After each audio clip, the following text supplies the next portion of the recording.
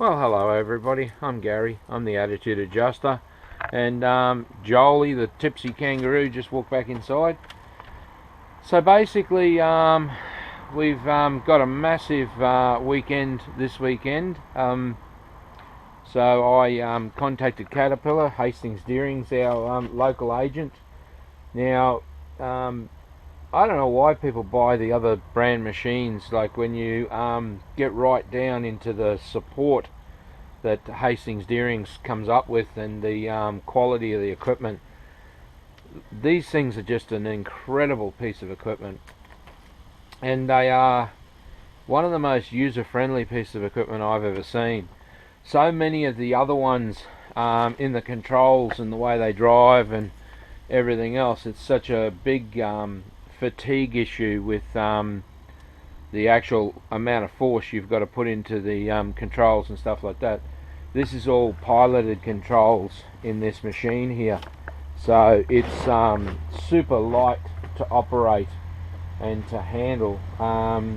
This was clean. This was spotlessly clean when it was dropped off, but I've already had a bit of time doing a few things around the place, so it's a little bit less clean now than what it was.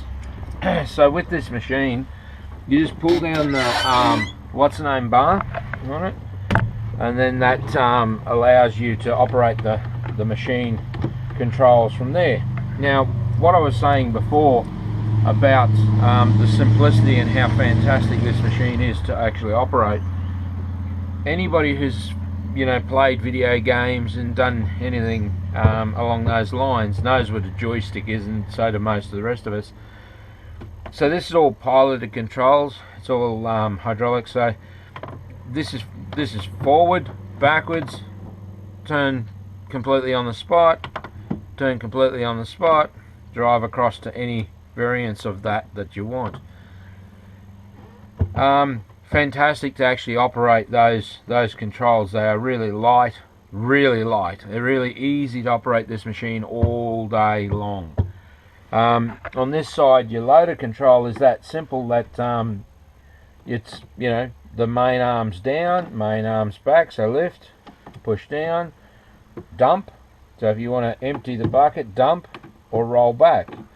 And then your 4-in-1 bucket is just simply roll the rocker switch forward, roll the rocker switch back, open or close the bucket.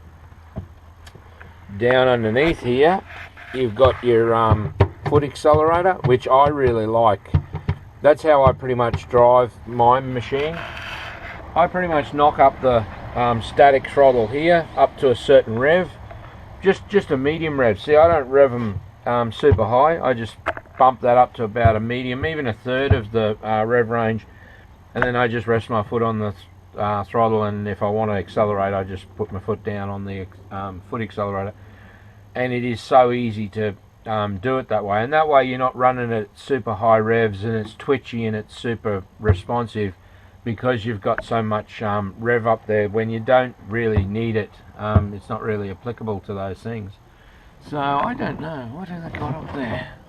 So she's got 7 hours on her. Yes, she's very new. So Jolie's just about to go up the road for me to get some hay, so he's going to take... 2 bars for now. No, I get 10. Yeah, here, I'll give you a... So yeah, so that's basically it. Really good vision through the mirror up here. This one here, we're trialing to decide if I'm very confident that we will go down this path, because we had a look at the at that front end loader, and we're all ready to do the deal on that front end loader, and third gear wasn't actually working on it, so I sort of went cold on that idea at that point. But with the stuff around here and the work that we do, I really think that we'll end up going down the skid steer path in the interim for a lot of the loader other work that we do, just getting into tight places, and also with the lantana clearing. There's a lot of ferrying of the lantana and stuff like that, and loading into the truck that this sort of machine will be excellent for. So yeah, so that's basically a quick run through with it. It has very, very easy to operate controls, and because of the lightness of the controls, and I actually really like the bar assembly and the way it fits your hands comfortably and supports you, you know, really responsive. You know, from my, I just try and do something here from my point, right? If, oops, I'm gonna accidentally bump your thing. From that's my view, so I can actually see every part of that leading edge of that bucket right in front of me there. You know, right to the corners of the leading edge bucket. So it really is very, very user friendly. So anyway, I'll just open this up and I'll hop out here with Jolly there. So yeah, thanks mate. So Jolly's trying to get rid of all this stuff out of his way. So yeah, so he's going to run up and get me some hay for the horses. So this one here is a test one, is 216B3, whereas the one we would go for is the bigger brother of this one. But the layout in behind here is really, really good as far as access to all of your daily wants and needs, all your checks, your air filter, all of your filters, your primer for the fuel if you run out of fuel. All of your cooling pack here is all really well laid out. If you want to open it up, you just pop the latch and open the whole lot up. I've found that it's a very good lighting package as far as I'm concerned. I was always very happy with the lighting package that was on this unit. You know, you can go to track loaders and everything else, and they are better traction in a lot of ways in that stuff, but the downside is the cost. Like in these, you can do a whole set of tyres for half the price of one side track, you know. So the people that you subcontract to and you work for don't really pay you the price to compensate for those things, you know, to spend all that money on the track machines. You know, there are benefits to track machines, but there's certainly one hell of a cost factor involved in it. But yeah, so over the weekend you'll see us running that one through at paces in a lot of places, up and down some serious hills, because that's what we're all about at the moment. With the lantana removal, it's getting into tight and fairly difficult terrain, so that's a lot of what we're going to be experimenting with, Jolie and I. Joel's going to be doing a fair bit of work in there, getting a fair bit done, so I'm looking forward to. He's operated for a long time, so it's going to be a good opportunity for him to spend some quality time in there, having a decent experiment with it and getting very familiar with it. So he's just doing me a big favour by going and getting this stuff for me, because I really need to get this other stuff started and get some filming in the bag for it. So do you want to grab the money out of that?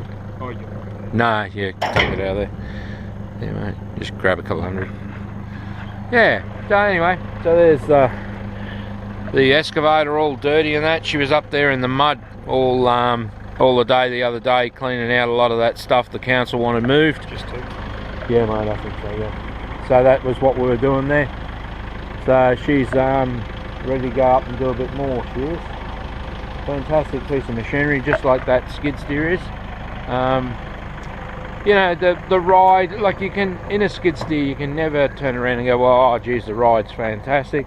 It's a little bit lumpy and bumpy, but it's no different than any other skid steer. But the piloted controls just mean that fatigue's not an issue on a long day. And the quality of the control of that to the precise abilities is outstanding. Some of the things are the reasons why I didn't like other brands, and I looked at quite a few other brands as I went through, and with those brands, a lot of them there was no stopping the machine. So if you were working on a hillside, and especially so say you were working on this here, so you're working on a slope down to the house there, you had to hold the machine back all the time, okay? Whereas with this one, when you let go of the piloted controls, it stays where it is, and it can be on quite a steep bit of terrain, and the machine will stay where you're actually at, which is quite interesting. Actually, I just saw a big red lever there that I'll have to have a look and see what that thing does. But yeah, you know, it's going to be a heck of a lot of good video. I'm a big fan of the machine because I've run the one I had for a lot of years. You know, I do like the bucket that they use on this. The 4-in-1 bucket is well built. With this situation with the 4-in-1 bucket, such good visibility. The one we will buy will be an air-conditioned cabin, where this one's not. You know, they haven't put any what's name into that for our creature comfort, which is you know, like, I'm not knocking them for that. It's fantastic to give it to us to trial it and do this demo and be able to bring all you along with us. So we'll hit her in the guts. So when we hit her, all our warning lights come up. There we go, so we just fire her up. Now when we want to go, we just hit the park brake comes off, and then we're pretty much active to go. So we just pull back on this lever here to lift the loader arms. Okay, now I haven't increased the revs or anything like that.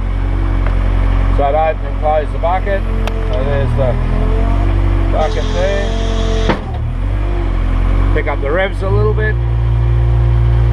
And we'll just move over a touch. That beep is a bit loud and a bit annoying for me, but anyway, you have to put up with what you have to put up with.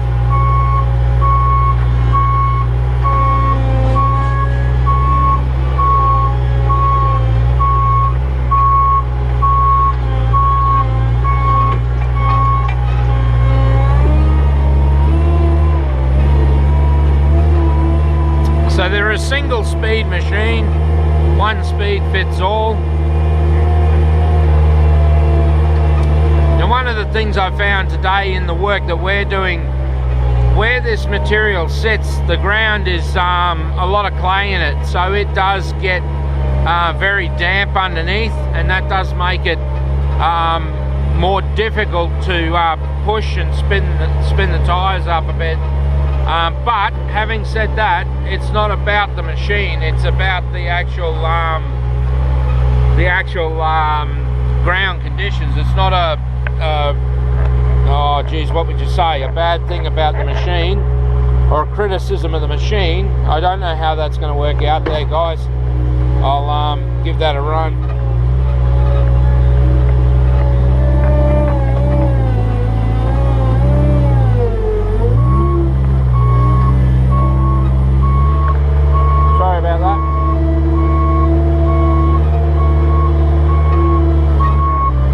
Sorry.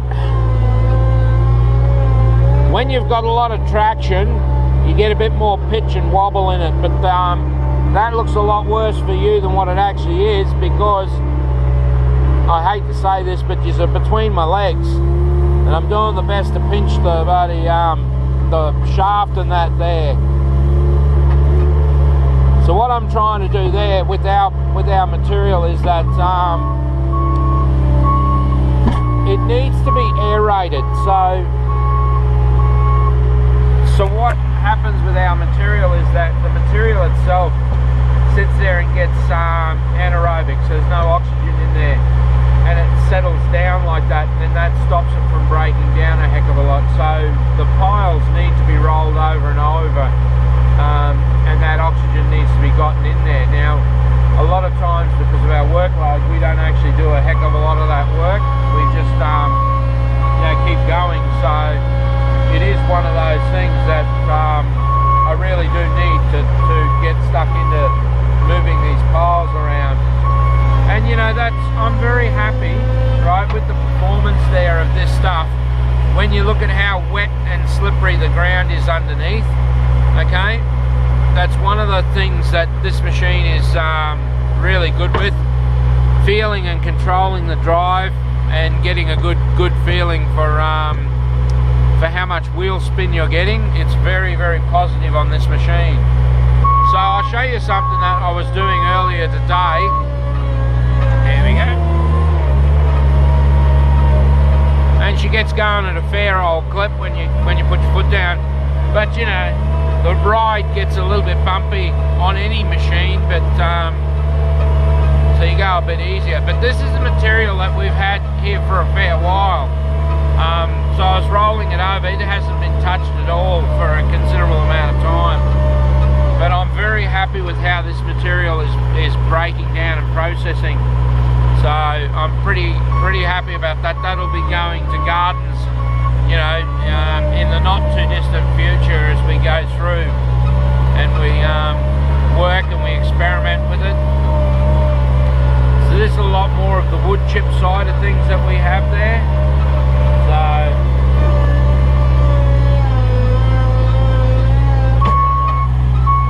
now I just put you down again. That thing that I like really, I'm trying to show you what I can see as I can see it. The actual leading edge of the bucket is so visible and in such a good position for me. So there's a bit of a difference in picking the bucket up, isn't it? Look at the size. I don't know whether you saw that. Okay. The witchetty grub down there.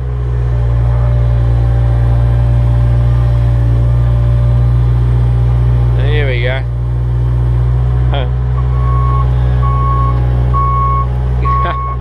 Can you see the snowflakes in that? That's the witchetty grubs. Look at the size of these guys down here.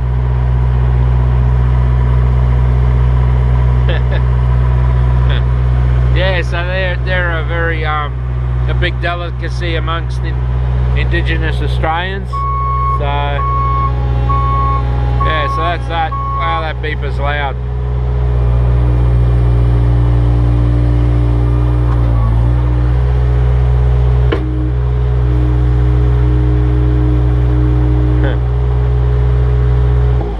Just pull that back and we just turn him off here and have a relax and talk to you.